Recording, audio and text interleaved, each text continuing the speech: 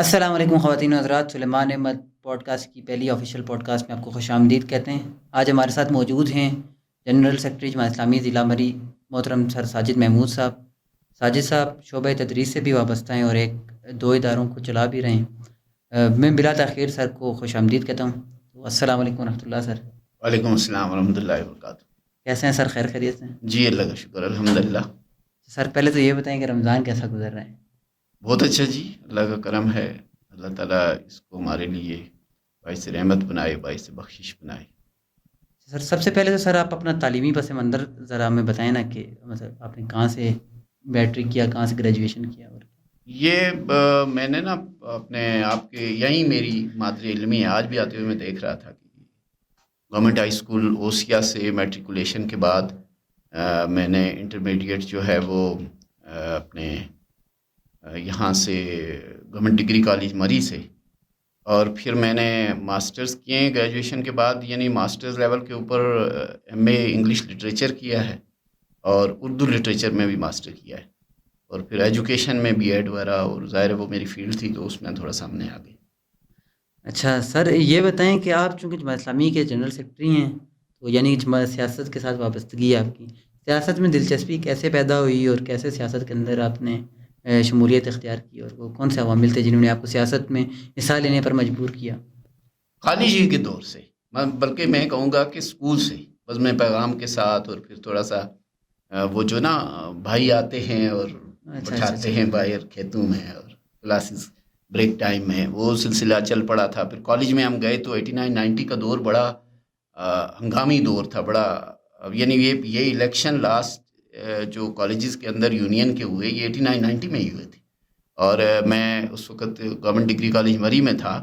اور ہم نے وہ الیکشن جیتا بھی تھا۔ مجھے پھر اگین اوسیا کا ریفرنس ہے کہ محترم عاصم بھائی ہمارے پریزیڈنٹ بنے تھے کالج کے اندر، اور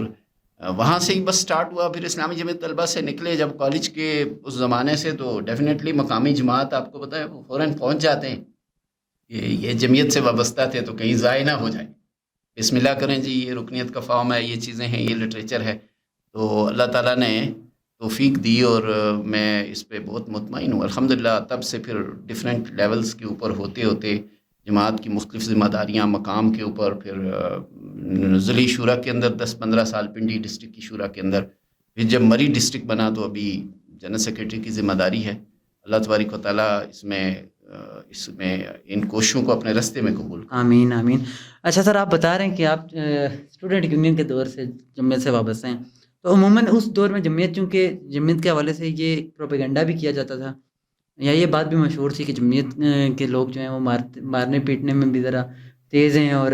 کالجز کے اندر ذرا سختی ڈنڈا استعمال کر کے انہوں نے اپنا ہولڈ بنایا ہوا ہے۔ تو ایسے میں والدین کی طرف سے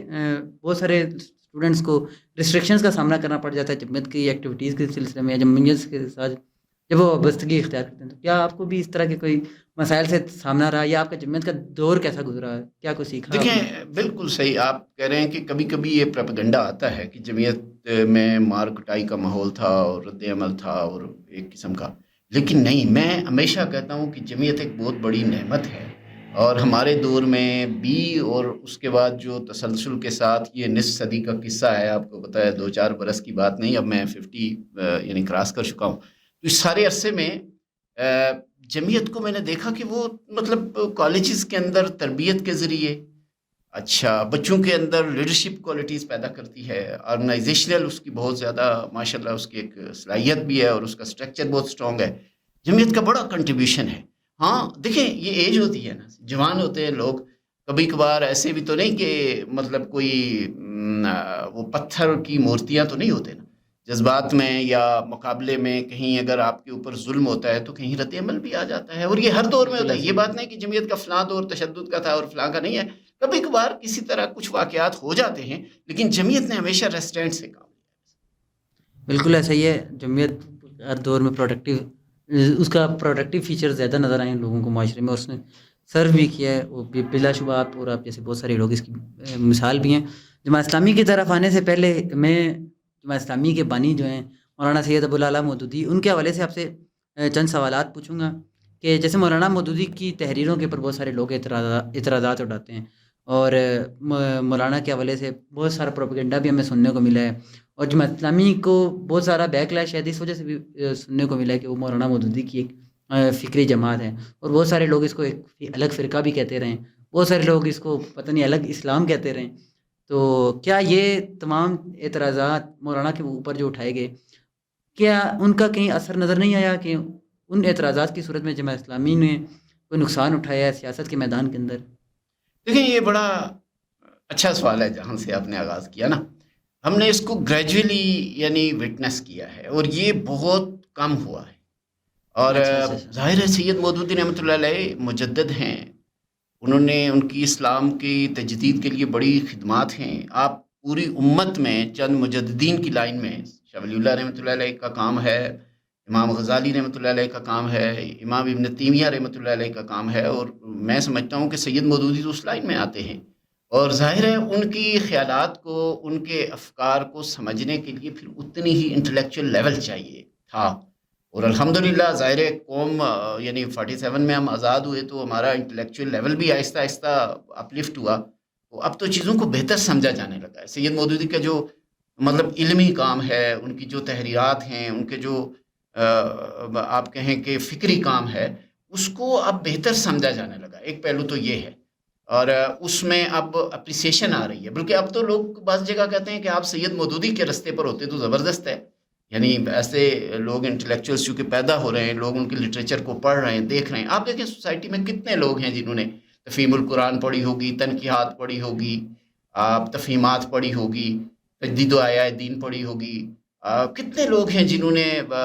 یعنی سید مودودی کے لٹریچر کا اور ان کے جو معاشی نظریات ہیں، اسلام کا معاشی نظام ہے، سود ہے، ان کے جو معاشرتی نظریات ہیں جیسے پردہ کے اوپر ہے، اور دیگر بڑی مارکے کی کتابیں، جب لوگ پڑھیں گے تو پھر جج کر سکیں گے کیا درست ہے یا کیا غلط ہے۔ یہ جنرل کی کسی اس میں آ جانا نا کہ جیسے ایک فضا ہے، ایک ماحول ہے، ایک پروپیگنڈا ہے، یہ ہوتا ہے، اس کا کوئی اتنا امپیکٹ نہیں ہوتا۔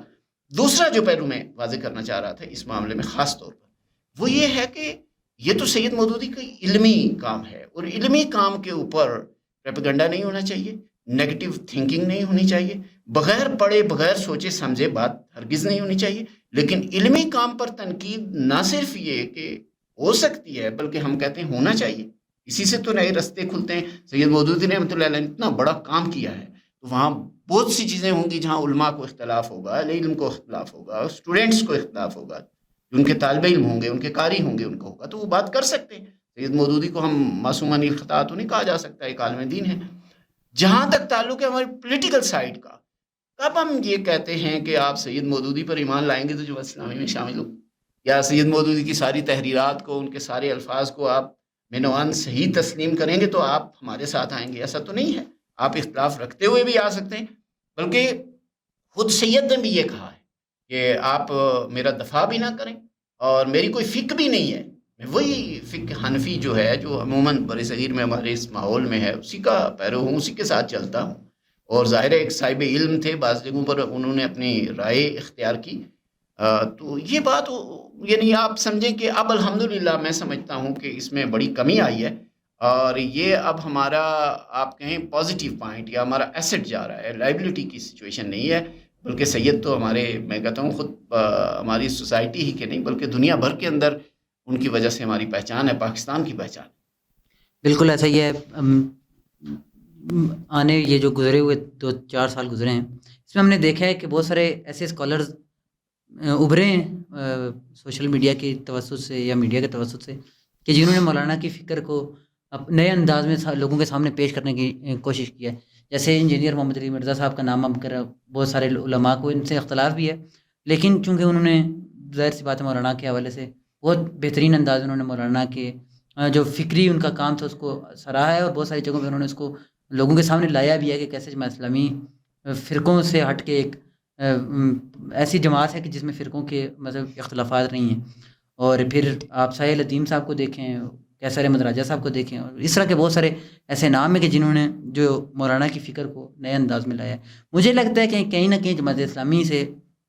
بدلتے وقت کے ساتھ بدلتے تقاضے پورے نہیں ہو سکے ہیں، اور چونکہ میڈیا بہت تیزی سے ایوالو ہوئے، جماعت اسلامی اس تیزی سے ایوالو نہیں ہو سکی ہے، جس کی وجہ سے مولانا کی فکر جو تھی وہ لوگوں میں پینیٹریٹ نہیں کر سکی اس طریقے سے جبکہ باقی کے جو نظریات تھے وہ پینیٹریٹ بھی ہوتے رہیں اور مخالف پروپیگنڈے وہ چاہے فرقوں کی صورت میں ہوں. دیکھیں جماعت اسلامی کو میرے نزدیک 2-3 قسم کے جو ہے چیلنجز سے سامنا ہے. پہلا چیلنج تو یہ ہے علیہ اعلان کہ ہمارا ڈائریکٹ نظام کے ساتھ جو جماعت اسلامی کا نظام کے ساتھ ایک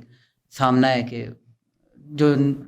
ویسٹ کا بنایا ہوا نظام ہے جماعت اسلامی اس کے خلاف ریزسٹ کرتی ہے اور علیہ اعلان کرتی ہے کہ ہم اللہ کی زمین پر اللہ کا نظام لانے کی بات کرتے ہیں, اس کی قائم کرنے کی بات کرتے ہیں. پھر دوسرا جو چیلنج ہے وہ یہ ہے کہ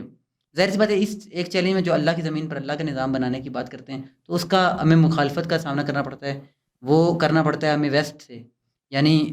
جو مغربی تہذیبیں ہیں, سیکولرزم ہے, لبرلزم ہے, یا اس طرح کے مختلف نظریات ہیں جو وقت کے ساتھ ساتھ بدلتے ہیں اور نئی ہر دور میں نئے رنگ کے ساتھ اور نئے نام کے ساتھ نئے چہروں کے ساتھ سامنے آتے ہیں. ایک تو یہ جماعت اسلامی کو مخالفت کا سامنا ہے. دوسری سطح پہ جو مخالفت کا سامنا وہ یہ ہے کہ مذہبی انتہا پسندی کی وجہ سے بھی لوگ مختلف فرقوں کی وجہ سے, مختلف علماء کی وجہ سے مختلف فرقوں کے ساتھ وابستہ ہیں اور جماعت اسلامی کو ایک اچھوت سمجھتے ہیں. دوسرا چیلنج یہ ہے. تیسرا چیلنج یہ ہے کہ جو سوشل میڈیا کا ایوالو آیا یا میڈیا کی وجہ سے جو ہمارے لوگوں کی ذہنیت ہے اس میں بہت تیزی سے تبدیلی پیدا ہوئی, اور آپ نے دیکھا کہ گزشتہ 20 سالوں میں ہمارا کلچر بہت تیزی سے تبدیل ہوا اور ہماری زبان اور ہماری ثقافت بہت ساری چیزوں میں تبدیلی نظر آئی. اور وہ جو ایک روایات تھیں ہماری خاندان کو لے کر یا خاندانی رسومات تھیں, علاقے کی رسومات تھیں, وہ کلچر تھا یا لوگوں کے آپس کے تعلقات ہیں, ان سب میں بھی بہت بڑا ڈفرینس نظر آیا. تو یہ 3 طرح کے چیلنجز ہیں. مجھے لگتا ہے کہ جماعت اسلامی ان چیلنجز کو اس طرح سے کمپیٹ نہیں کر پائی ہے. دیکھیں جیسے آپ نے کہا کہ ایک ظاہر ہر دور ہوتا ہے, اس کے اپنے تقاضے ہوتے ہیں.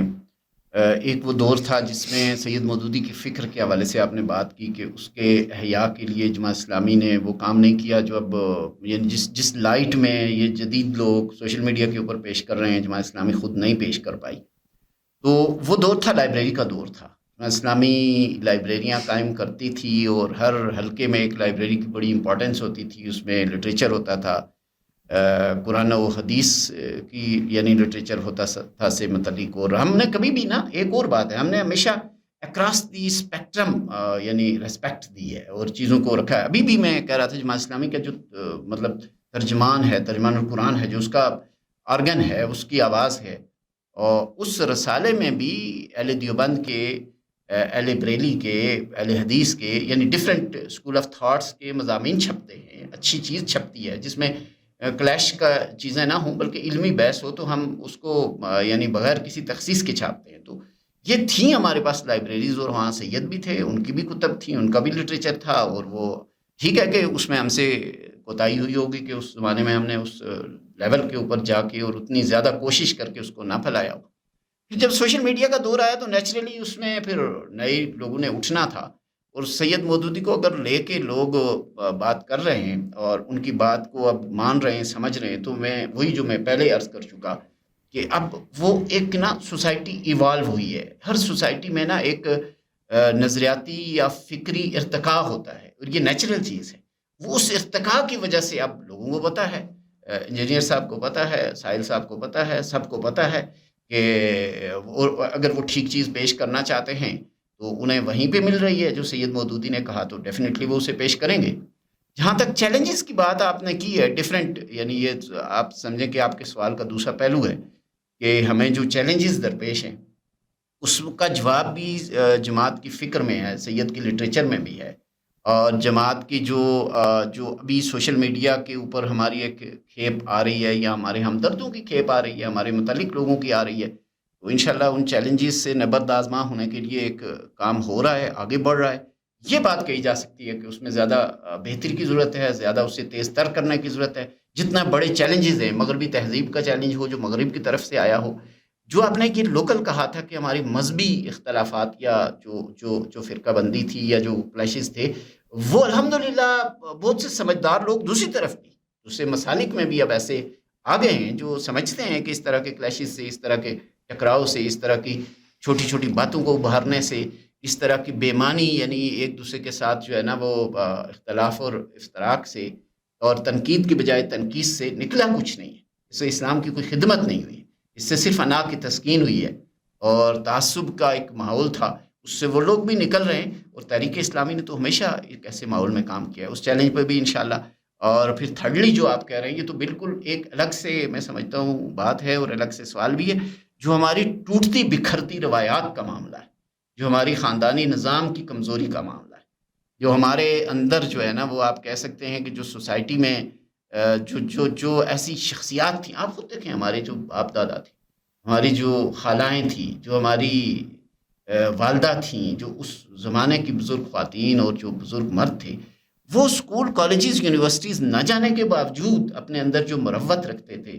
جو ایک طرح کی ہمدردی اور اثار رکھتے تھے، جو ویلیوز تھیں، وہ اب نظر نہیں آ رہی، اور یہ چیلنج ہے۔ اس کو جماعت اپنی جو اس کی علمی فکری جدوجہد ہے، جو اس کے دروس ہیں، جو اس کے حلقہ تعلیم و تدریس ہیں، اور جو اس کی تربیت گاہیں ہیں، اور جو اس کی قرآن و سنت کی فہم کی کلاسز ہیں، اس کے ذریعے سے انشاءاللہ اس چیلنج کو میٹ کرنے کی کوشش کر رہی ہے۔ آپ کو نہیں لگتا کہ جماعت اسلامی کو صرف علمی میدان میں یا فکری میدان میں جو جماعت اسلامی کی نظریاتی دعوت ہے اس کو لے کر اور افراد کار کے اوپر محنت کرنے کے صرف میدان کو فوکس کرنا چاہیے کہ ایک میدان میں فوکس کریں گے تو زیادہ میرے خیال سے مؤثر رہے گا؟ یہ دیکھیں ہمارا کوئی یہ دو چیزوں کو الگ نہیں کیا جا سکتا۔ جو آپ فکر تعمیر کرتے ہیں، جو علم آپ دوسروں کو منتقل کرتے ہیں، وہ اگر کسی گوشے میں بیٹھ کے اس کے اوپر جو ہے نا وہ علم غیر نافع ہے۔ علم نافع تو وہی ہے جس سے رسول اللہ صلی اللہ علیہ وسلم نے علم غیر نافع سے پناہ مانگنے کو فرمایا ہے۔ علم نافع تو وہی ہے جو پھر پریکٹیکل ہو اور اس کے کچھ پریکٹیکل نتائج ہوں، تو جماعت اسلامی دونوں کام کرے گی، ظاہر ہے علم بھی دے گی اور اس کے نتیجے کے طور پہ جو فکر پیدا ہوگی اس کے نتیجے کے طور پہ عمل کی دنیا کو سجانے کی کوشش کرے گی، اور وہ کر رہی ہے۔ اچھا، آپ نے کہا کہ علم نافع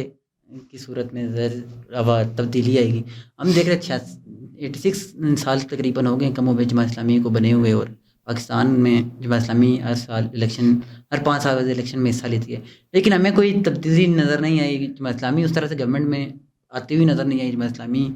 کا کوئی رول نظر نہیں آیا اس طرح سے،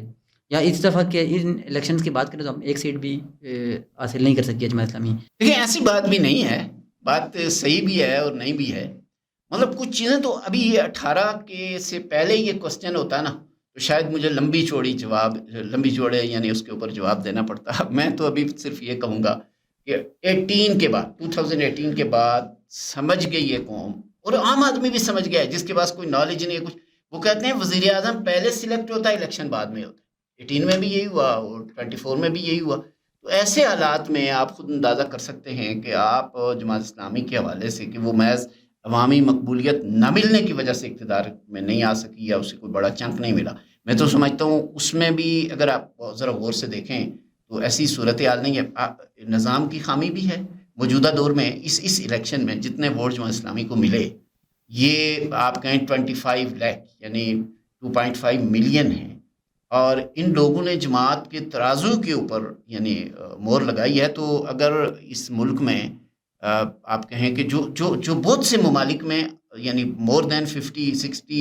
کنٹریز میں اس کو پریکٹس کیا گیا ہے، متناسب نمائندگی کا ہوتا تو ابھی ہماری 9 سیٹیں قومی اسمبلی کی بننا تھی انہی ووٹس پہ، اور 23 سیٹیں صوبائی اسمبلی کی بننا تھی۔ اور پھر وہ جو درمیان میں چیزیں ہیں جو دھاندلی نہیں بلکہ دھاندلا ہے، اور وہ جو آپ دیکھتے ہیں کہ دھاندلی کی مختلف شکلیں ہیں۔ ایک زمانے میں لوگ کہتے تھے کہ شاید الیکشن والے دن مرے ہوئے لوگوں کے ووٹ پول کرنا اور جو غیر حاضر ہیں اس کا ووٹ کسی دوسرا پول کر لے، یہ دھاندلی تھی۔ اب تو یہ دھاندلی معمولی دھاندلی ہے۔ اصل دھاندلی تو میڈیا کے ذریعے ہوتی ہے۔ پہلے ایک فضا بنا دی جاتی ہے کہ فلاں نے آنا ہے جی، اگر آپ نے اسے دینا ہے تو بھی اس نے آنا ہے، اور نہیں دینا تو بھی اسی نے آنا ہے۔ اور پھر آپ دیکھیں کہ اس کے اندر کوئی کسی کو کاٹنے کے لیے کوئی نئی پارٹی کھڑی کر دی جاتی ہے،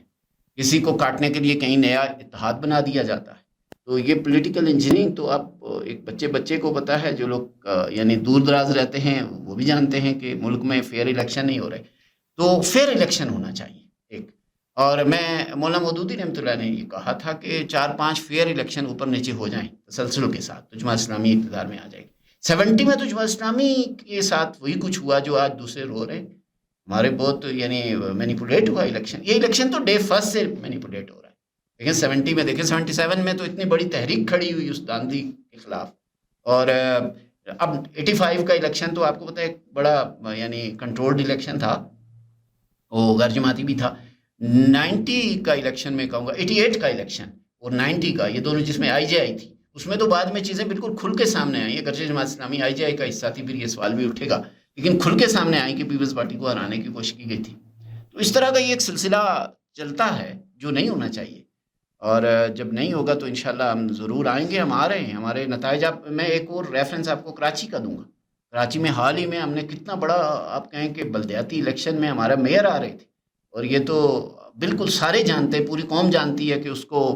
ایک جو ہے نا انجینئرنگ کے ذریعے ایک میئر کو بنوایا گیا. اور ابھی جو 1.5 لاکھ والے 8 سیٹیں جو ہے نا 15 سیٹیں لے گئے، اور 8 لاکھ والے ان کو کوئی سیٹ نہیں ملی، سارے لوگ دیکھ تو رہے. بالکل ایسا کہ یہ پولیٹیکل انجینئرنگ والا فیکٹر تو خیر ہماری سیاست کا روز اول سے ہی سارا ہے، اور اس نے ہر سیاسی جماعت کو اپنا نشانہ بنایا ہے. اس کے اوپر میں سوال کرنے سے پہلے یہ سوال پوچھوں گا کہ جماعت اسلامی عوامی جماعت نہیں بن سکی ہے، یعنی اس کے کیا غلطیاں جماعت سے ہوئی ہیں؟ جیسے مثلا اتحادی سیاست کا بہت سارا حصہ جماعت اسلامی نے گزارا ہے. ابھی جو تحریک انصاف کے ساتھ اتحاد رہا، اس سے پہلے جو MMA بنائی، اور اس سے پہلے پھر IGI کا حصہ بنی. تو کیا یہ اتحادی سیاست نے جماعت اسلامی کی مقبولیت کو افیکٹ نہیں کیا؟ دیکھیں، یہ بات ہے کہ غلطیاں ہم سے بھی ہوئی. مطلب جماعت نے ایک طویل عرصے تک جو اتحادی سیاست کی ہے، اس میں کوئی ایسا یعنی آپ کہیں کہ نیت کا کھوٹ نہیں تھا. ہم کوئی اپنی ذات کے لیے، اپنی جماعت کے لیے کچھ نہیں چاہ رہے تھے. ایک سوچ تھی، ایک فکر تھی کہ ہم اپنے یعنی قریب جن کے نظریات ہیں، ہم اس وقت یہ خیال کرتے تھے کہ ان کے ساتھ مل کے شاید ان لوگوں کو کاؤنٹر کر سکیں، مقابلہ کر سکیں جو ذرا ہم سے بعید ہیں، اور ان کے ساتھ کچھ یعنی منشور کے اوپر کچھ دونوں طرف سے ڈال کے کچھ کمپرومائزز کر کے تو ہم اپنے ایجنڈے کو اور اپنے نظریے کو آگے بڑھا سکیں. اس میں کامیابی نہیں ہوئی زیادہ، اور ظاہر ہے تجربات کیے جاتے ہیں، پھر نئے تجربات کی طرف بڑھا جاتا ہے. 1890 میں جب یہ ہوا تو 93 میں تو ہم نے اسلامی فرنٹ بنا لیا تھا، اور ایک اپنے اکیلے ہم لڑے تھے، اور بڑی قوت سے پورے ملک نے ہماری آواز کو سنا بھی تھا.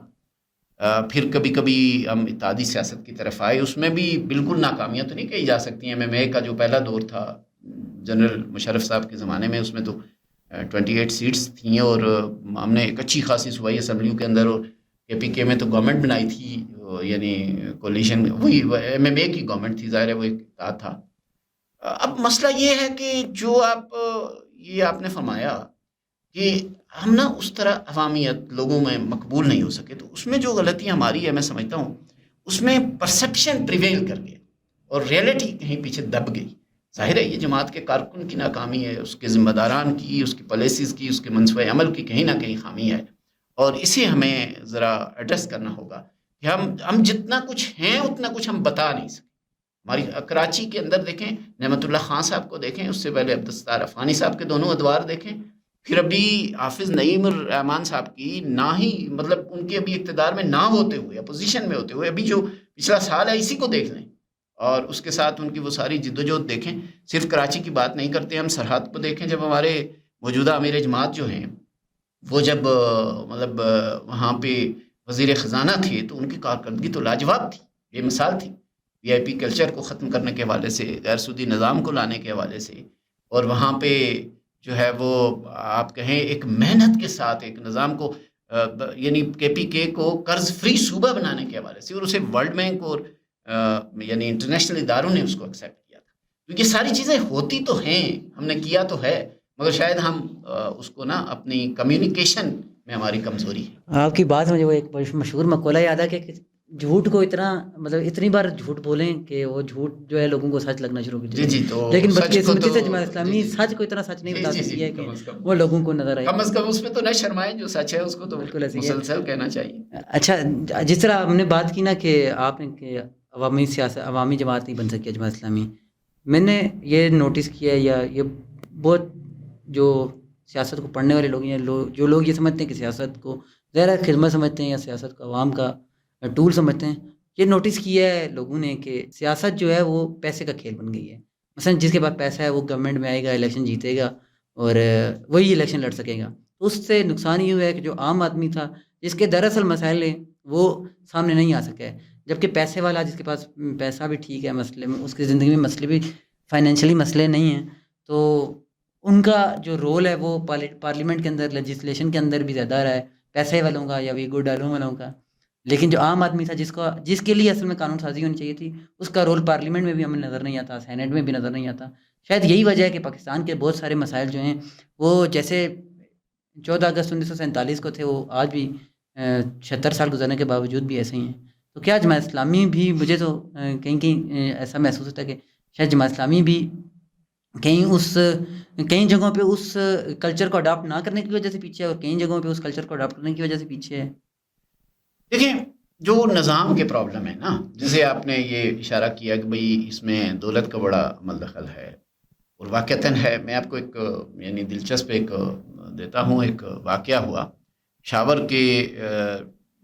ڈویژن سے سارے لوگ تقریباً پی ٹی آئی کے جیت گئے تھے. جو پچھلا الیکشن تھا یہ یعنی آپ کہیں کہ غالباً 18 والا تھا. تو ایک ایم پی اے جو ہمارے گاؤں میں رہتے ہیں، تو ایک دوست ہیں، انہوں نے ان سے پوچھا کہ بھئی آپ کیوں ہار گئے، سنگل سارے ہی جیت گئے. تو انہوں نے کہا میں سفید پوش آدمی. تو بھئی آپ نے کتنا ہی خرچ کیا؟ تو انہوں نے کہا کوئی 20-30-40 کروڑ بتایا. تو انہوں نے کہا پھر جو نہیں سفید پوش تھے تو انہوں نے اس کے ڈبل بتایا، بھئی اتنا خرچہ ہوا تھا. تو پیسے کا رول تو ہے اور بہت ہے. پھر دھاندلی کی بات بھی آئی ہے، پھر مینیپولیشن اور انجینئرنگ کی بات بھی آئی ہے. لیکن ہم نے نا اسی نظام کے اندر رہ کے جد و جہد کرنا ہے. اسلامی کا سید مودودی رحمۃ اللہ علیہ نے کسی خفیہ اور کسی جو ہے نا وہ تشدد پر مبنی اور کسی غیر جمہوری راستے کو یعنی آؤٹ رائٹ ریجیکٹ کیا. دستور کے اندر ہے کہ ہماری جد و جہد اسی طریقے پر رہے گی. اس میں کوئی مایوسی نہیں ہے، الحمدللہ اس میں بہتری آ رہی ہے، لوگ بیدار ہو رہے ہیں. آئے دن آپ آگے بڑھتے جا رہے ہیں. آپ تو جو ہے نا یوں لگ رہا ہے کہ ہم ہی الحمدللہ اس جو ہے نا صبح 9 کے ماتھے کی روشنی ہوں گے، اور لوگ ہماری ہی طرف متوجہ ہوں گے. سارا کچھ دیکھ چکے ہیں. آپ اگر جو ہے نا وہ ایک گاڑی 2-3 گیئر لگا چکی ہے تو پھر آپ چوتھے ہی کی طرف جائے گی نا، وہ تیسرے میں سے دوسرے کی طرف تو نہیں آئے گی. تو یہ جو ہے صورتحال، اس میں انشاءاللہ ہم یہ سمجھتے ہیں کہ ان چیزوں کے خلاف بھی ہم نے لڑنا ہے. فضا کو ہموار کرنا ہے، پبلک کے پاس جانا ہے، ان کو بتانا ہے یہ جو پیسے خرچ کر کے آ رہے ہیں، یہ جو بہت بڑی انویسٹمنٹس کر کے آ رہے ہیں، تو یہ تو پہلے اپنے پیسے پورے کرتے ہیں. یہ تو ظاہری بات ہے کہ یہ اس کو ایک سیاست کو انویسٹمنٹ سمجھتے ہیں، خدمت تو نہیں سمجھتے. تو سیاست میں پیسے کا رول نہیں ہونا چاہیے. پیسے کو سیاست میں سے نکالا جانا چاہیے. یہ میرٹ کی بات ہونی چاہیے، صلاحیت کی بات ہونی چاہیے، عوامی خدمت کی بات ہونی چاہیے. ہم تو اس کو عبادت کی بات کہتے ہیں. اچھا سر، ایک تو یہ آپ بہت زیادہ مجھے پازیٹیو لگ رہے ہیں. ویسے میں نے الیکشن کے بعد آپ کی عمر کے جتنے لوگوں سے میری بات چیت ہوئی ہے تو مجھے بڑے مایوس نظر آئے اس نظام سے. اور خیر کچھ نوجوانوں کا بھی کافی ایک بڑا طبقہ مجھے مایوس نظر آیا. وہ کہتے ہیں کہ یار الیکشنز تو چونکہ اب تو نظر آ رہا ہوتا ہے کہ الیکشنز تو سلیکشن ہوتے ہیں دراصل، اور اس نظام میں ہمارے لیے کچھ نہیں رکھا. بلکہ ہم نے تو ریسنٹلی یونیورسٹی میں تھے تو کرنٹ افیئر کا سبجیکٹ ہے ہمارا، تو ہم پڑھ رہے تھے نظاموں کو. تو اس میں کچھ اس طرح سے ہمارے اوپر حقائق آشکار ہوئے کہ وہ جو جمہوریت ہے جو دراصل پاکستان کے اندر ہے، تو یہ بھی ان مسائل کا حل نظر نہیں آ رہا.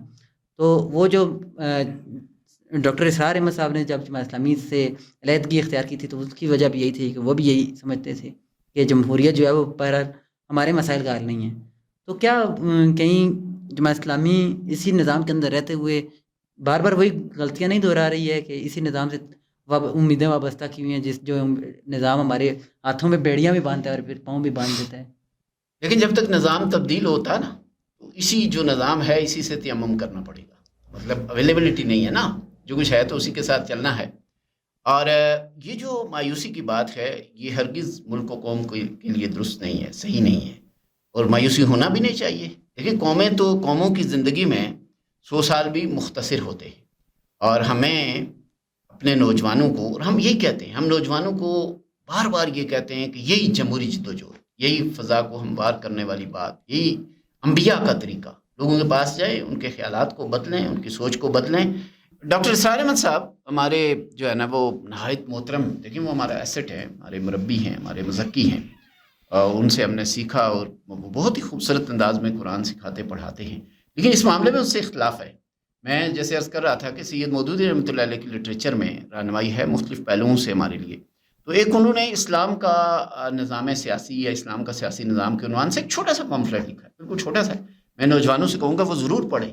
اس میں بالکل واضح ہو جاتا ہے کہ جمہوریت جو اس یعنی ڈیفینیشن کے ساتھ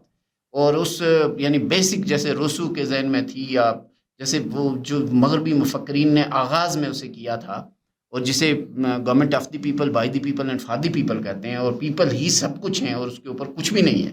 اس ڈیفینیشن کے ساتھ نہیں تھی. جمہوریت ہماری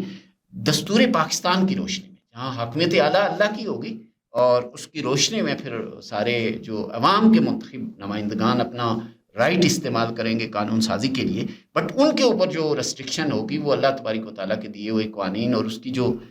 دی ہوئی ہدایات ہیں اور قرآن و سنت کا جو ہے، اور یہ دستور ہے. ہم کہتے ہیں کہ پاکستان میں نہ صرف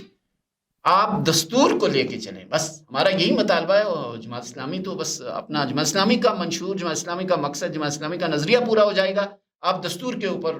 صحیح معنوں میں عمل کریں، اس کی ان لیٹر اینڈ اسپرٹ ہم کہیں. اچھا دیکھیں، جمہوریت چونکہ جمہور سے چلتی ہے، تو جہاں عوام ہوتی ہے وہاں وہی اسی حساب سے قانون سازی ہوتی ہے. پاکستان میں ہم چونکہ کہتے ہیں کہ برملا کہتے ہیں کہ حاکمیت اعلیٰ اللہ تعالیٰ کی ہوگی اور یہ پاکستان کی نظریاتی اساس لا الہ الا اللہ ہے، لیکن 70 سالوں سے ہمیں بارہا ایسے مسائل سے سامنا کرنا پڑ جاتا ہے کہ ایسی قانون سازی ہو جاتی ہے کہ جو اعلان اللہ تعالیٰ کے جو احکامات ہیں ان کی خلاف ورزی ہوتی ہے. جیسے آپ سود کی مثال لے لیں تو کئی دہائیوں سے سود کے خلاف ایک وہ بھرپور کمپین جماعت اسلامی نے بھی چلائی، اور اس کے ساتھ مقتدر حلقے جو اسلامی فکر رکھنے والے وہ اس کے خلاف برسر پیکار رہے ہیں. اور ابھی آخری سال وہ سود کے خلاف فیصلہ بھی آیا شرعی عدالت کا، لیکن اس کے باوجود پاکستان کے اندر سود کے خلاف کوئی اس طرح سے ہمیں نظر نہیں آیا. اس کے متبادل نظام ہم تیار نہیں کر سکے، یا ہمارے لوگوں کے پاس وہ نظام ہی نہیں ہے. تو یہ جو آپ کی بات ہے کہ جمہوریت بہرحال ہمارے لیے چونکہ اللہ تعالیٰ کی حاکمیت کے اندر رہتے ہوئے قانون سازی ہوگی، تو مجھے تو یہ لگتا ہے یا یہی سلوشن ہے کہ پہلے تو عوام کو اس نظام کے حوالے سے اویئر کیا جائے. کیونکہ ہمارے ہاں ایک مسئلہ یہ ہے کہ لوگ ووٹ دیتے ہیں تو گلی محلے کی اس کے اوپر ووٹ دیتے ہیں، یا کسی کی گاڑی دیکھ کے ووٹ دیتے ہیں، یا یہ دیکھ کے ووٹ دیتے ہیں کہ یہ میرا کوئی تھانے کچہری کا مسئلہ ہے تو اتنا حل کرے گا. جبکہ قانون سازی کرنے کے لیے جن کو ہم منتخب کرتے ہیں وہ قانون سازی کے لیے منتخب ہوتے ہیں. تو یہ اویئرنیس پہلے میرے خیال سے زیادہ، کیونکہ اویئرنیس ہوگی تو مسائل حل ہوں گے. یہ تو بڑی واضح بات ہے. جتنی ایجوکیشن ہوگی جمہوریت کے لیے نا، جمہوریت کے کچھ پری ریکویزٹس بھی ہیں، اور وہ پری ریکویزٹس کیا ہیں کہ لوگ پڑھے لکھے ہوں. مطلب ایسے لوگوں کے اندر جمہوریت تو نہیں چلے گی جو اویئر نہیں ہوں گے. پڑھے لکھے ہونے کے میرا یہ مطلب نہیں ہے کہ ساری قوم کو پی ایچ ڈی ہو جائیں یا بلکہ مطلب یہ ہے کہ وہ جانتے ہوں ملکی مسائل کیا ہیں، ان کا حل کیا ہے، سیاست کیا ہے، سیاست میں عوام کا رول کیا ہے، عوامی نمائندگان کے انتخاب کا یعنی کرائٹیریا کیا ہے، پھر ان کے اوپر چیک رکھنے کے طریقے کیا ہیں. یہ تو ایک اس کا یعنی آپ کے سوال کے ایک پہلو کا جواب ہے. دوسری جو آپ نے بات کہی شروع میں کہ بھائی حاکمیت اللہ کی ہے مگر قانون سازی تو اس کے خلاف ہو رہی ہے، تو اس پہ تو میں وہی کہوں گا کہ علاج اس کا وہی آب نشاط انگیز ہے ایسا کی، لیکن دستور پاکستان پہ عمل کیا جانا چاہیے. جو قانون سازی قرآن و سنت کے خلاف ہو اس کو کورٹس کا یہ ہے کہ وہ اس کو نل اینڈ وائٹ کریں، وہ دستور پاکستان کے خلاف ہے. خود سپریم کورٹ کے فیصلے موجود ہیں، بار بار کی رولنگز موجود ہیں، اور یہ بڑی کہ بھائی جو سود ہے اس سے پاک معیشت کو لانا چاہیے، اور پھر ہماری حکومتیں چلی جاتی ہیں. یہ تو ان کے جو ہے نا وہ دل کا چور ہے اور ان کے اندر کی میل ہے اور ان کی یہ اپروچ ہے، یہ جن کو لوگ یعنی جو ہماری حکومت میں رہیں لوگ. ورنہ تو یہ ہے کہ ہمارا جو سٹرکچر ہے دستوری یا جو ہماری نظریاتی اساس ہے، خود قائد اعظم نے جب اسٹیٹ بینک میں قائد اعظم رحمۃ اللہ علیہ نے یہ فرمایا تھا کہ بھئی مغرب کی معاشی نظام نے تو انسانیت کو بربادی دی ہے، تباہی دی ہے، اس نے تو انسانیت کو تکالیف اور مصائب دی ہیں. تو وہ ظاہر ہے اسی طرف اشارہ فرما رہے تھے کہ ہمارا تو اپنا ایک معاشی نظام ہے جس کو ہم نے دیکھا. اچھا یہ تو بات ہوگی، ہم ملکی سطح پہ آتے ہیں. مری کی طرف، مری کے اندر بہت شور سن رہے تھے کہ جماعت اسلامی کلین سویپ کرے گی، اور بہت بڑے جلسوں کی صورت میں، ریلیوں کی صورت میں، اور ایک سوشل میڈیا کے اندر اوپر کیمپین کی صورت میں نظر آ رہا تھا کہ مری میں قائد کو سار سفیان صاحب جو ہے وہ کلین سویپ کریں گے. وہی ایک شعر ہے کہ بہت شور سنتے تھے پہلو میں دل کا، جو چیرا تو قطرہ خون کا ایک نکلا. تو وہ والی بات ہوئی جماعت اسلامی کے ساتھ مری کے اندر انتخابات میں کہ وہ جو روایتی جو رزلٹ نکلتا ہے وہی رزلٹ نکلا، اور جن کے بارے میں جنہوں نے بلکہ کمپین ہی نہیں کی وہ آ کے الیکشن جیت کر چلے گئے. اور سفیان صاحب اور جماعت اسلامی جو سارا سال کیمپین کی صورت میں بھی میدان عمل میں بھی موجود رہی اور الخدمت کی صورت میں بھی میدان عمل میں موجود رہی. تو یہ کیا وجہ ہے کہ مثلا پروپیگنڈا تو بہت بڑے لیول پہ سنا. اپنے سوال میں ہی جواب دے دیا کہ جنہوں نے کیمپین بھی نہیں کی وہ جیت گئے، جو گھر سے اٹھ کے آئے ہی نہیں. اور ایک یعنی ایسی دلچسپ صورتحال ہے کہ میں کہوں گا کہ یہاں جماعت اسلامی تو نہیں ہار گئی، پبلک ہار گئی ہے، ان کو ہرایا گیا ہے یا انہوں نے خود اپنے آپ کو ہرایا ہے، پھر ہمیں وہ دھاندلی کے ایشو کی طرف جانا ہوگا۔ دیکھیں کوئی سوچ نہیں سکتا تھا کہ بلال یمین صاحب یہ ووٹ لیں گے، اور یہ بالکل یعنی اس کے اوپر نہ جس آدمی سے جن لوگوں نے ووٹ دیے ہیں وہ حیران ہیں، اتنے ووٹ تو ہم نے بھی نہیں دیے تھے، یہ کدھر سے چلے۔ ایک تو یہ ہے جو تجزیے تھے، جو مطلب مری کے حوالے سے جو نیوز چینلز کے تھے، جو آزاد ذرائع کے تھے، یہ پہلی بار تھا۔ ماضی کے مقابلے میں مختلف صورتحال تھی، اس بار ہمارا الیکشن بہت زوردار الیکشن تھا الحمدللہ، اور ہم نے ایک بہترین کینڈیڈیٹ کو اتارا۔ سفیان صاحب کی ایک خدمات تھیں ماضی کی، آپ دیکھیں ایک آدمی پہلے سے موجود ہے، اس نے ٹول ٹیکس کے معاملے میں آپ عام مری والوں سے جا کے پوچھیں، کوئی جو کوہسار کے مسائل ہوتے تھے ان کے معاملے میں پوچھیں، آپ جو ہے نا وہ بھرکو بائی پاس کے معاملے میں پوچھیں، آپ وہ جو ہمارے ایک نوجوان شہید ہوئے تھے ان کے کیس کے معاملے میں دیکھیں، آپ جو ہے نا جس مسئلے کو دیکھیں، آپ زراعت کے ریوائول کو دیکھیں، یعنی ہمارے جو مری میں ابھی ہم بات کر رہے تھے اسیا کے اندر بھی یہ جو کام ہے، اس سارے کی بنیاد جو ہے وہ وہاں سے پڑی کہ جب پوٹھا شریف کے اندر ایک یعنی کام کا آغاز ہوا رفah ڈیولپمنٹ کے تحت، تو سفیان صاحب کی اپنی خدمات بھی تھیں، تحرک بھی تھا، عوام میں موجودگی بھی تھی، ایک جدوجہد بھی تھی، اور ایک شاندار کیمپین بھی تھی۔ اس پہ بھی اب ہمیں بلیم نہیں کیا جا سکتا کہ جی آپ کی کیمپین کوئی کمزور تھی، وہ ماٹھی تھی اور لوگ نہیں سمجھ پائے، ایسا بھی نہیں تھا۔ اور ہاں کچھ یہ آپ کہہ سکتے ہیں جو آپ نے نہیں کہا، لیکن میں اس سے کہوں کہ کچھ شاید ہم سے ٹیکنیکل مسٹیکس ہوئی ہوں، جس کی وجہ سے ہمارا ووٹ جو نظر آ رہا ہے یہ نہیں تھا، ایکچوئل زیادہ تھا، اس میں آپ ڈبل کر لیں، اور ہم اگر اس کو ڈبل کر لیں تو وہ کہیں سے آنا ہے نا، تو یہ میں سمجھتا ہوں کہ الیکشن یعنی آپ کہیں کہ ہر پہلو سے جیت گئے، بلکہ کم از کم جیت کے قریب ہے، اور یہ مری کے حوالے سے تو میں تو بہت مطمئن ہوں کہ الحمدللہ ہم نے بہت گین کیا ہے۔ اب رہا معاملہ اس کو لے کے آگے چلنے کا، تو ہمارا چونکہ مدعا یہی تھا کہ ہم یعنی جیت جائیں اور خدمت کریں، تو خدمت کرنے سے تو ہمیں کوئی نہیں روک سکتا، ہم نے تو یہ جدوجہد جاری رکھنی ہے، اور ایک پورے یعنی آپ کہیں کہ کم بیک ہونا ہے، اور اس میں ایک بھرپور طریقے سے ہونا ہے انشاءاللہ۔ یہ آخری دو باتوں سے آپ کے میرے ذہن میں دو آخری سوالات پیدا ہوئے، اس کے بعد آپ سے اجازت چاہوں گا۔ ایک تو یہ کہ سفیان صاحب کے حوالے سے ہم پہلے بات کر چکے ہیں کہ سیاست پہ پیسے کا عمل دخل نہیں ہونا چاہیے، اور ایک عام آدمی کو جو ہے سیاست کے میدان میں حصہ لینا چاہیے، جبکہ ہم نے دیکھا کہ اسلامی بھی مری کے اندر ایٹ لیسٹ شاید ان مسائل کو ٹیکل کرنے کے لیے کہ جماعت اسلامی انویسٹمنٹ کرے الیکشنز کے اوپر، جماعت اسلامی کے پاس وسائل کی کمی ہوتی ہے، ظاہر ہے جو ریسورسز کم ہوتے ہیں اور پیسے الیکشن میں لگانے ہوتے ہیں، تو جماعت اسلامی نے کسی ایسے کینڈیڈیٹ کو میدان میں اتارا کہ جو فائنینشلی بہت زیادہ اسٹرانگ ہیں، اور الحمدللہ ایک اچھی ان کی ویلتھ ہے اور ایک اچھا ان کا ہولڈ ہے معیشت میں بھی۔ تو کیا یہ وہی پھر جماعت اسلامی اپنے اس ڈائلاگ سے پیچھے نہیں ہٹ گئی ہے کہ سیاست میں پیسے کا عمل دخل نہیں ہونا چاہیے؟ دیکھیں یہ باتیں سننے کو آئی بھی ہیں الیکشن کے دوران، میں نے تو ہمیشہ یہ کہا ہے کہ، اور یہ بڑی واضح بات ہے کہ پہلی بات تو یہ ہے کہ سفیان بھائی کا جو بیک گراؤنڈ ہے وہ تحریک کی یعنی اس کے ساتھ ان کا ڈے فرسٹ ہے، اسلامی جمعیت طلبہ کے زمانے سے ہے، اور وہ کوئی پیراشوٹر نہیں ہے۔ یہ ایسا نہیں ہے کہ ان کے پاس پیسہ تھا اس لیے ان کو ٹکٹ دیا گیا، اور وہ کہیں سے آ کے جیسے آپ نے باقی پارٹیز کی بات کی، وہاں تو آپ کو پتہ ہے الیکٹیبلز آتے جاتے ہیں اور قابض ہو جاتے ہیں اور پیراشوٹ کے ذریعے اترتے ہیں اور ورکر وہیں پہ رہ جاتا ہے۔ سفیان بھائی جماعت اسلامی کے ورکر رہے ہیں تھرو آؤٹ یعنی لائف آپ کہیں،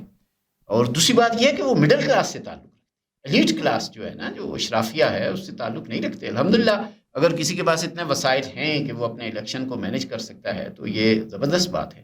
پھر تیسری بات یہ ہے کہ جماعت کا جو کلچر ہے اسی کے مطابق ہم چلے ہیں کہ ان کا پیسہ ان کی ذات کے حوالے سے یا انہوں نے اپنے جو جس قدر بھی خرچ کیا وہ وایا جماعت چیزیں چلی ہیں، اور ہمارا طریقہ یہی ہوتا ہے کہ ایک کارکن سے لے کے ایک رکن سے لے کے ایک ذمہ دار سے لے کے اپنے وسائل جس قدر ہیں وہ تحریک کے یعنی آپ کہیں کہ در پر ان کو لا کے تو پیش کیا جاتا ہے، ڈھیر کیا جاتا ہے، اور وہاں سے لے کے خرچ کیے جاتے ہیں، اور تحریک کے بہاف پہ وہ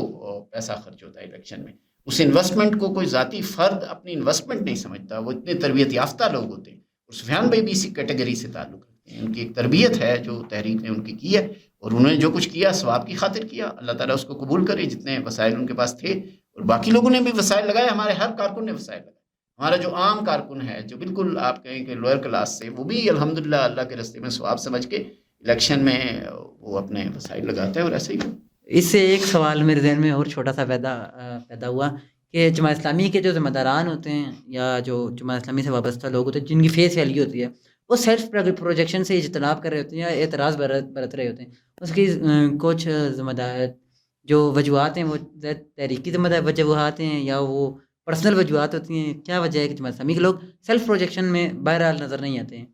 کیونکہ یہ دور ایسا ہے سیاست میں، خیر سیلف پروجیکشن تو بنیادی کردار ادا کرتی ہے. جس بندے کی لوگوں میں اس کی ہوگی شوشہ ہوگی تو وہ تو خیر لوگوں میں مقبول ہوگا. لیکن جماعت اسلامی کے لوگ ذرا اس حوالے سے اعتراض برت رہے ہوتے ہیں اور احتیاط برتتے، اس کی کیا وجہ ہے؟ لیکن وہی تربیت، وہی بنیادی سوچ اور نظریہ جو سیاست میں پروجیکشن جتنی چاہیے ہوتی ہے، جتنی پرسنالٹی بلڈنگ چاہیے ہوتی ہے، سوشل میڈیا کے ذریعے جتنے کاموں کی تشہیر چاہیے ہوتی ہے، وہ تو ہمیں ضرورت کے تحت کرنا پڑتی ہے. اور وہ بھی ہم جھوٹ اور یعنی آپ یہ کہیں کہ جو نہیں ہو رہا اس کو پیش کرنے پر یقین نہیں رکھتے. ہمیں اللہ کے سامنے جواب دہی کا ایک احساس موجود ہے الحمدللہ، اس تربیت کے نتیجے میں جو تحریک نے ہماری کی ہے. اور جو ہمارے ذمہ داران ہوتے ہیں مختلف سطح کے، تو ان کی جب سیلف پروجیکشن کی ضرورت نہیں ہوتی تو وہ شکر کرتے ہیں کہ ہم اس وبا سے، اس بلا سے بچے ہوئے ہیں. کیونکہ آپ کو پتہ ہے جب ہٹو بچو کی صدائیں لگتی ہیں اور کیمرے کلک کرتے ہیں اور جب روشنی پڑتی ہے تو اس لائم لائٹ کے اندر انسان بگڑ جاتا ہے. یہ انسان کا وہ جو ہے نا اپنے آپ کو کچھ سمجھنے لگتا ہے. اور اسلامی تعلیمات یہی ہیں کہ آپ مطلب اللہ تبارک و تعالیٰ بندے سے یہی کہتا ہے کہ اس کے اندر کبر نہ آ جائے، اس کے اندر ریا نہ آ جائے. وہ کچھ کر رہا ہے تو اللہ کی ذات کی خاطر کر رہا ہے. تو یہی کلچر آپ دیکھ رہے ہیں تحریک کے اندر. اور جہاں جتنی ضرورت ہوتی ہے اپنی پروجیکشن ہمیں کرنا پڑتی ہے، اور وہ بھی یعنی ٹروتھ کی بنیاد پہ، سچائی اور صحیح ہونے کی بنیاد پہ. اور ہم نے الیکشن میں وہی کیا. ہم نے کوئی ایسی چیز نہیں لائی جو ہم نے نہیں کی اور عوام کے سامنے کہی ہو کہ یہ سفیان صاحب نے کی ہے، یہ جماعت اسلامی نے کی. اس پہ مجھے سید منور حسن صاحب کا وہ بڑا مشہور جملہ یاد آ گیا کہ وہ کہا کرتے تھے کہ شہرت ہو اور شہرت کی چاٹ نہ ہو، دولت ہو اور دولت کی چاٹ نہ ہو. سید صاحب دیکھیں نا مرشد ہیں، اسی لیے تو مرشد کا سید صاحب نے بہت کمال بات انہوں نے کی تھی. جو دیا ہے یقین کریں وہ ایک پورا ایسٹ ہے سید صاحب نے جو تحریک کو دیا ہے. اس فکر کا بھی ہے، الفاظ کا بھی ہے، یعنی ان کی گفتگویں، ان کی باتیں وہ آج بھی ہماری رہنمائی کر رہی ہیں. اللہ تعالیٰ ان کو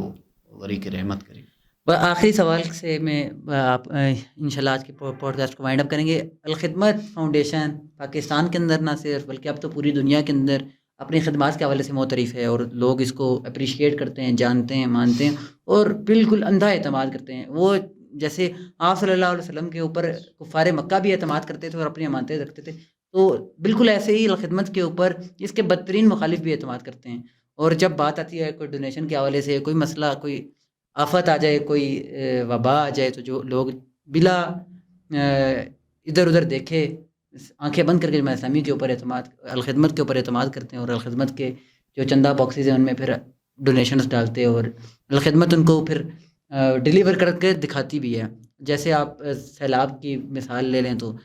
بہت بڑے پیمانے پر لوگوں نے دل کھول کر چندہ دیا. پھر فلسطین کا معاملہ آیا تو لوگوں نے دل کھول کر چندے دیے، اور ایسی جگہوں سے ایسے لوگوں نے چندے دیے کہ جو بدترین مخالف ہے بات کے،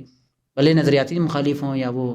علاقے کے اندر مخالف ہوں، لیکن جب الخدمت کی جب بات آتی ہے تو لوگ اعتماد کرتے ہیں. لیکن جب بات آتی ہے ووٹ کی تو پھر لوگ جماعت اسلامی کے اوپر اعتماد نہیں کرتے. یہ بنیادی فکر لوگوں کو نہیں سمجھ آتی کہ الخدمت چلانے والے وہی جماعت اسلامی کے رضاکار ہوتے ہیں، وہی کارکنان ہوتے ہیں. اس کی کیا وجہ ہے؟ دیکھیں بہت اچھا سوال ہے. میں کم از کم باقی کوئی نہیں، لیکن یہ میں چاہ رہا تھا آپ کریں سوال. اس پہ نا الخدمت فاؤنڈیشن خالی جماعت اسلامی کا نہیں، آپ کا اور ہمارا نہیں، اس سوسائٹی کا نہیں، یہ پاکستان کا فخر ہے. ابھی آپ دیکھیں جو غزہ کے اندر ہے، ہماری نمائندگی کون کر رہا ہے؟ ڈاکٹر صاحب بتا رہے تھے کہ چھٹا بڑا جو کنٹریبیوشن ہے اس وقت وہاں پہ وہ الخدمت فاؤنڈیشن کا. الخدمت فاؤنڈیشن کی وجہ سے ہم پہچانے جاتے ہیں باہر. اور یہ بات بھی آپ نے درست فرمائی کہ الخدمت فاؤنڈیشن پہ لوگ اندھا اعتماد کرتے ہیں، اور الحمدللہ الخدمت فاؤنڈیشن نے اس اعتماد کو ہمیشہ سے، اس اعتماد کو جو ہے نا آپ کہیں اس کو آنر دی ہے، اس کا رسپانس دیا ہے.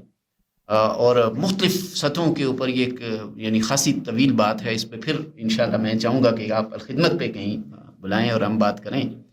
تو مختلف سطحوں کے اوپر وہ خدمات انجام دے رہی ہے. مری کے اندر بھی یہ ڈیٹیل آ سکتی ہے. ساتھ ہی ساتھ یہ ہے کہ جو اگلا آپ کا سوال کا حصہ ہے اس میں ایک بڑا ضروری سمجھ رہا تھا کہ وضاحت آ جائے دیکھیں سید مودودی نے بھی فرمایا کہ خدمت خود ایک عبادت ہے، اور لوگ ہم پہ ٹرسٹ کرتے ہیں تو ہم اس پیسے کو، ان امانتوں کو، اور جو تحریک کے اپنے پاس بھی کچھ ہوتا ہے اس کو ٹھیک جگہ کے اوپر پہنچاتے ہیں، بغیر یہ سوچے یہ کس کا ووٹر ہے، یہ کس کا سپورٹر ہے، یہ کتنا بڑا مخالف ہے۔ میں آپ کو بتاتا ہوں، کئی بار ایسے ہوتا ہے، ہمارے پاس ہم ایک ہاسپٹل رن کر رہے ہیں اور خدمت کا آپ کو پتہ ہے اسی ضلع کے اندر، تو کئی بار ہوتا ہے کہ الیکشن جس دن ہوتا ہے تو دوسرے کیمپ میں لوگ بیٹھے ہوتے ہیں اور بھرپور مخالفت کر رہے ہوتے ہیں، بٹ نیکسٹ ڈے مطلب